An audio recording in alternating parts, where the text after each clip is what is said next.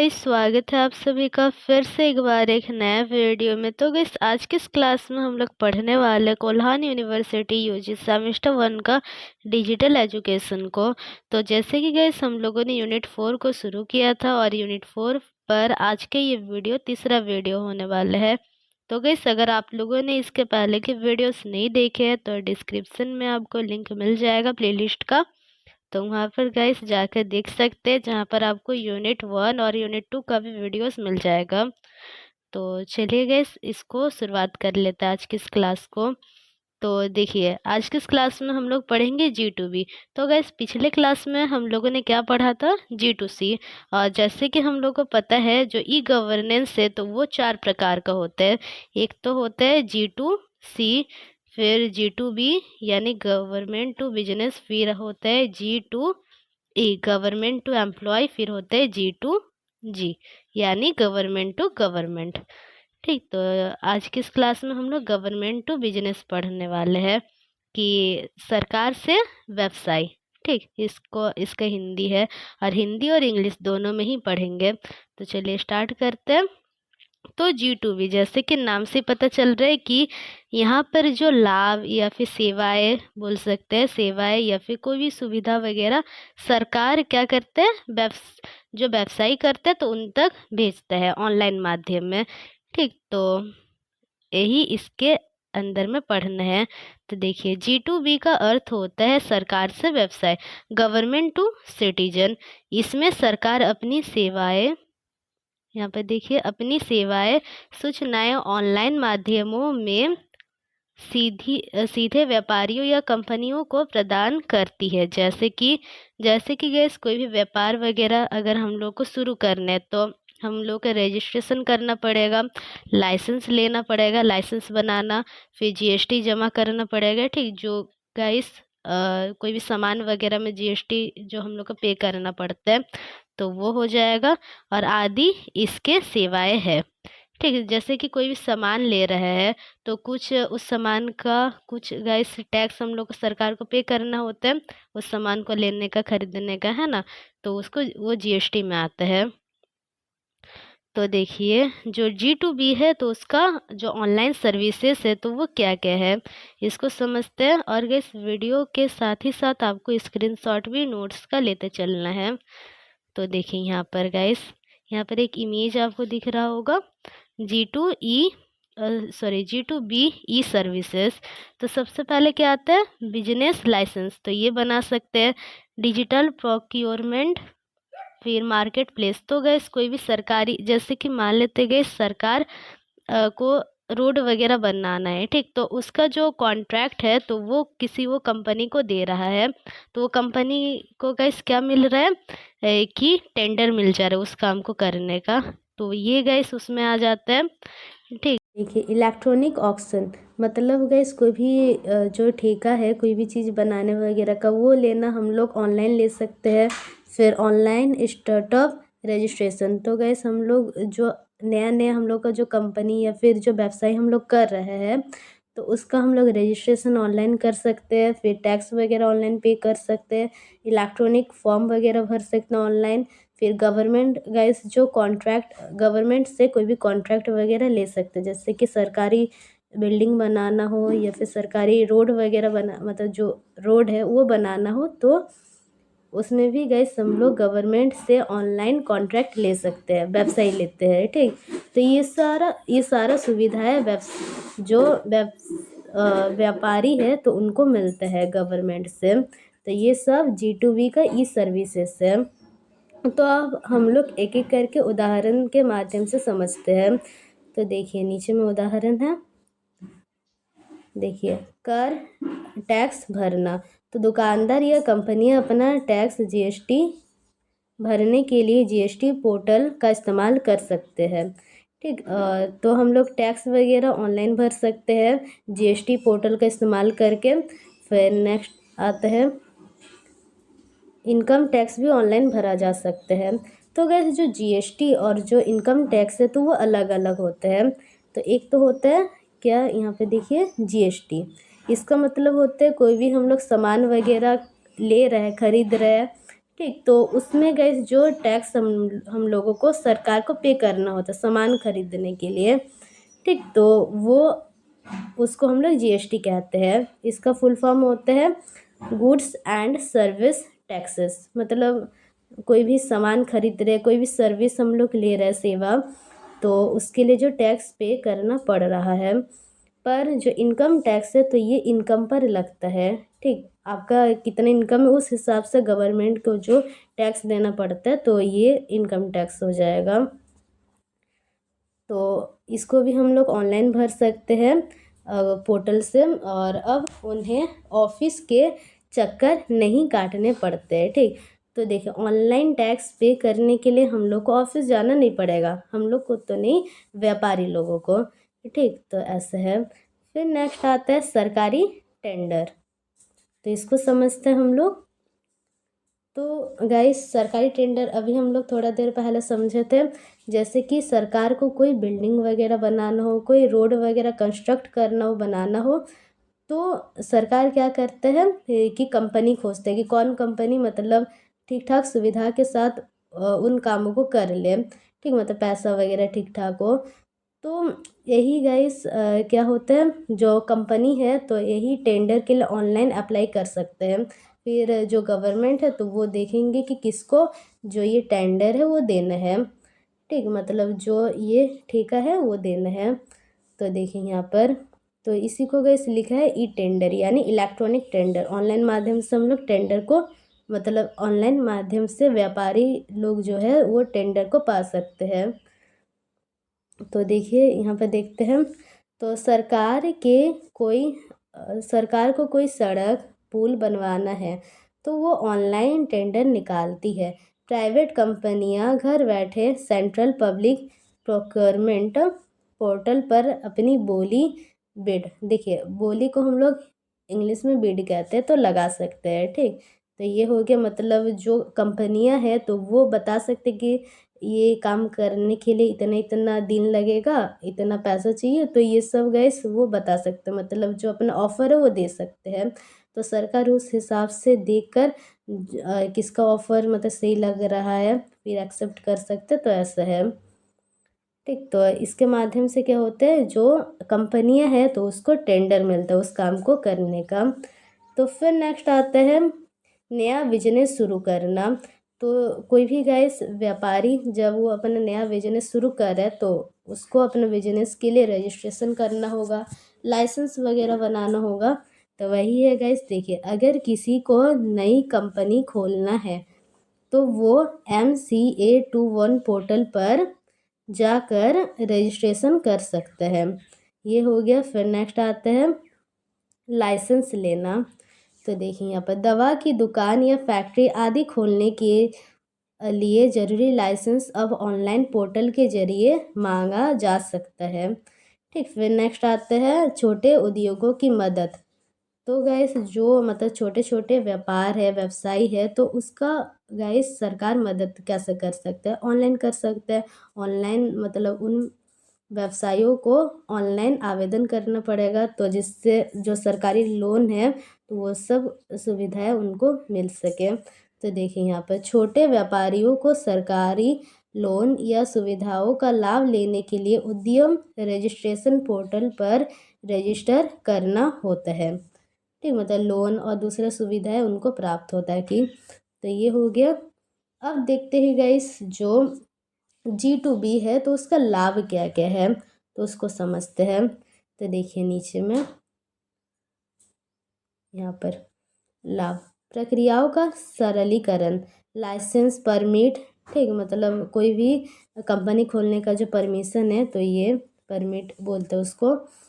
पंजीकरण जैसे जटिल सरकारी प्रक्रियाओं को ऑनलाइन माध्यमों से आसान बनाना, ठीक। मतलब ये सारा चीज़ें गैस अभी आसानी से बन जाता है ऑनलाइन। हाँ, मतलब जो व्यापारी है उनको लंबे लाइनों में लगना नहीं पड़ता है, तो ये एक लाभ है उसका। फिर नेक्स्ट लाभ क्या है, पारदर्शिता, व्यापारी लेन देन या नियमों में स्पष्टता लाना ताकि भ्रष्टाचार को कम किया जा सके। तो ये ट्रांसपेरेंसी बनता है, ठीक। तो ये है। फिर नेक्स्ट आता है ताकि जो करप्शन है, भ्रष्टाचार, तो वो कम हो सके। फिर नेक्स्ट आता है समय और लागत की बचत। व्यवसायों को सरकारी कार्यालयों के चक्कर काटने से बचाना, जिससे उनके परिचालन खर्च और समयों में कमी आती है। तो गाइस देखिए, व्यापारी को अब ऑनलाइन सुविधाएं मिलने के लिए सरकारी ऑफिस तक जाना नहीं पड़ेगा, जिससे समय और लागत दोनों का ही बचत होगा। ठीक, तो ये है। फिर नेक्स्ट आते हैं सूचना का आदान प्रदान। नए नियमों, कर नीतियों जैसे जीएसटी और व्यापारिक अवसरों के बारे में व्यवसायों को तुरंत अपडेट प्रदान करना। तो देखिए, कोई भी व्यापार में कुछ भी नया नियम बन रहा है, कुछ नया सुविधाएं आ रहा है, तो उसका इन्फॉर्मेशन व्यापारियों को तुरंत मिल जाता है, ठीक, ऑनलाइन। फिर नेक्स्ट आता है अनुकूल व्यापारिक वातावरण। तो जिससे गैस देखिए, इतना सारा जब सुविधाएं मिल रहा है, इन्फॉर्मेशन जल्दी मिल जा रहा है, ठीक, जो रजिस्ट्रेशन वगैरह है, तो ये सब बहुत आसानी से हो जा रहा है। तो इसलिए गैस जो व्यापारिक वातावरण है वो काफ़ी ज़्यादा अनुकूल बन गया है। ठीक है, डिजिटल माध्यमों का उपयोग करके निवेश और व्यापार को बढ़ावा देना है इसमें। ठीक, जो व्यापारिक वातावरण है वो काफ़ी आसान बन गया, ऐसे बोल सकते हैं। जो सुविधा है तो वो आसानी से प्राप्त हो रहा है व्यापारियों को। फिर नेक्स्ट आते हैं, इसको समझते हैं उद्देश्य को। इसका उद्देश्य क्या है, इसका गैस स्क्रीनशॉट ले लीजिए आप लोग। फिर देखिए नीचे में उद्देश्य को समझते हैं। व्यापारिक प्रक्रियाओं को डिजिटल माध्यमों को उपयोग करके निवेश और व्यापार को बढ़ावा देना है। तो देखिए, जो व्यापारिक प्रक्रिया में डिजिटल माध्यम क्यों इस्तेमाल हो रहा है, ऑनलाइन चीज़ें क्यों हो रहा है, ताकि व्यापार और निवेश मतलब खरीद बिक्री वगैरह है ना, तो उसको गैस बढ़ावा देना है। फिर नेक्स्ट आता है व्यापारिक प्रक्रियाओं को पारदर्शिता, सरल और सुलभ बनाना है। जो व्यापारिक प्रक्रिया है उसको पारदर्शित बनाना है, ठीक, ट्रांसपेरेंट बनाना है, सरल आसान बनाना है और सुलभ, यानी वहाँ तक हर कोई पहुँच सके, ठीक, पहुँच योग्य बनाना है। अब समझ लेते हैं गाइस कि जो G2B है उसका चुनौतियाँ क्या क्या है, क्या क्या चैलेंजेस है, या फिर बोला जा सके कमियाँ क्या क्या है। तो इसको समझते हैं। तो देखिए यहाँ पर डिजिटल डिवाइड। तो गाइस ये सभी चीज़ों के विषय में हम लोगों ने G2C में भी पढ़ा था। तो इसमें से एक आता है डिजिटल डिवाइड। तो देखिए, अगर हम लोग ग्रामीण क्षेत्र में देखते हैं तो वहाँ पर हमें क्या देखने को मिलता है, जो इंटरनेट वगैरह उतना सुविधा वहाँ पर नहीं रहता है, जबकि शहरी क्षेत्र में इंटरनेट सुविधा रहता है। तो इस हिसाब से जो ग्रामीण क्षेत्र के लोग हैं तो वो इन सुविधाओं से वंचित हो जाते हैं। तो यही है डिजिटल डिवाइड। फिर प्रशिक्षण और जागरूकता की कमी। अगर मान लेते हैं जिसको ऑनलाइन काम करना नहीं आता हो, है ना, वो उतना मतलब ऑनलाइन के विषय में जागरूक ना हो, तो उस स्थिति में भी वो इन सुविधाओं का लाभ नहीं ले सकते हैं। फिर साइबर असुरक्षा और डेटा गोपनीयता से संबंधित खतरा रहता है, ठीक, डेटा चोरी का खतरा रहता है, साइबर हमले का खतरा रहता है। फिर नेक्स्ट आते हैं बुनियादी ढांचे और तकनीकी समस्याएं। ठीक, कभी कभार क्या होता है, जो पोर्टल वगैरह है तो उसमें तकनीकी समस्याएं आ जाते हैं, जिसके कारण व्यापारियों तक ठीक से सुविधा नहीं पहुंच पाते हैं। तो ये इसका चुनौतियाँ है। तो गैस अब हम लोग इंग्लिश वालों के लिए देख लेते हैं। तो देखिए यहाँ पर इंग्लिश वालों के लिए गैस बस थोड़ा थोड़ा रीडिंग कर देते हैं, क्योंकि हिंदी में ही हम मतलब आप लोग समझ गए होंगे। तो देखिए यहाँ पे G2B stands for government to business. In this model the तो गवर्नमेंट टू बिजनेस इसका पूरा नेम है ना। और फिर नेक्स्ट आते हैं in this model the government provides its services and information directly to businesses और कंपनीज थ्रू ऑनलाइन प्लेटफॉर्म। फिर सर्विस क्या क्या आ जाते हैं, मतलब सुविधा, जो बिजनेस और कंपनी है तो उनको सर्विसेज मिलते हैं, सर्विसेज इंफॉर्मेशन। फिर नेक्स्ट आते हैं सर्विस क्या क्या है इसमें, तो नीचे देखते हैं। बिजनेस रजिस्ट्रेशन कर सकते हैं, लाइसेंस बना सकते हैं, परमिट्स बना सकते हैं, GST filing, payments, tendering, procurement, tender वही सरकारी कोई भी काम है, गवर्नमेंट कोई भी काम करवा रहा है तो उसका टेंडर ले सकते हैं। और प्रोक्योरमेंट ये भी उससे मतलब वैसे ही टेंडर लेने में ही आ जाता है, ETC। फिर आता है एग्जाम्पल इसका, एग्जाम्पल्स चलिए इसको देखते हैं। टैक्स फिलिंग कर सकते हैं शॉपकीपर्स और companies uses GST portal to file their taxes. GST income tax can also filled online, can be also filled online. Now they no longer need to make frequent visit to government office. Office में जो government office है उसमें बार बार जाना नहीं पड़ता। फिर next आते हैं, स्क्रीनशॉट लेते चलिएगा। फिर नेक्स्ट देखिए गवर्नमेंट ई टेंडरिंग, हम लोग टेंडर ले सकते हैं गवर्नमेंट से, सॉरी हम लोग नहीं, जो बिजनेसमैन है तो वो टेंडर ले सकते हैं, कंपनीज जो है। When government needs to build a road bridge it issues tenders online. Private companies can place their bids from home using the Central Public Procurement Portal CPPP। इससे जो टेंडर वो लिया जा सकते हैं, वो कंपनी से ले सकते हैं। बीड यानी वही ठेका लेना, सॉरी बीड यानी बोली लगाना है ना। कंपनी अपना जो बोली है, मतलब हम इतना ये काम करने के लिए इतना लेंगे, इतना दिन लगेगा, तो वो कंपनी अपना बता सकते हैं इस पोर्टल पर जब भी कोई टेंडर निकलता है। फिर नेक्स्ट आता है, देखिए स्टार्टिंग है न्यू बिजनेस। न्यू बिजनेस जब स्टार्ट होता है तो रजिस्ट्रेशन किया जा सकता है ऑनलाइन। जब न्यू बिजनेस स्टार्ट करना है तो जो कंपनी है तो वो ऑनलाइन रजिस्ट्रेशन करवा सकते हैं अपना कंपनी का। तो wishing to open a new company can register through MCA21 portal obtaining licenses. तो लाइसेंस ऑब्टेन किया जा सकता है। Essential licenses for opening a pharmacy factory ETC can now be requested through online portals. फिर next आता है support small industries, Udyam registration. तो small scale traders जो छोटे स्तर के व्यापारी है तो वो क्या कर सकते हैं, must register on the Udyam registration portal to access government loans and other benefits. तो उद्यम पोर्टल पर अपना रजिस्ट्रेशन करवा सकते हैं लोन्स और दूसरा बेनिफिट लेने के लिए। फिर नेक्स्ट आते हैं advantages, simplification of processes, making complex government procedures such as licensing permits registration easier through online platform. फिर enhancing transparency, clarity, bringing clarity to business transaction regulation to help reduce corruption। Corruption को कम करना भी इसके एक advantage है क्योंकि ये service को ट्रांसपेरेंसी बनाता है। फिर नेक्स्ट आता है time and cost savings, saving business from making rounds of government offices which reduce their operational expenses and times। फिर नेक्स्ट आता है information exchange, providing instant updates to businessmen regarding new regulation, tax policies and business opportunities। ठीक है, information वगैरह ये सब चीज़ों का हम लोग को मिलता है। फिर फेवरेबल बिजनेस एनवायरनमेंट, देखिए यहाँ पर encouraging investment and trade by utilising digital tools to create a more efficient market place. तो हम लोग डिजिटल टूल का इस्तेमाल करके इन्वेस्ट वगैरह कर सकते हैं क्योंकि हम लोग को डिजिटली, जो व्यापारी हैं उनको डिजिटली इंफॉर्मेशन वगैरह सुविधा काफ़ी मिल जाता है।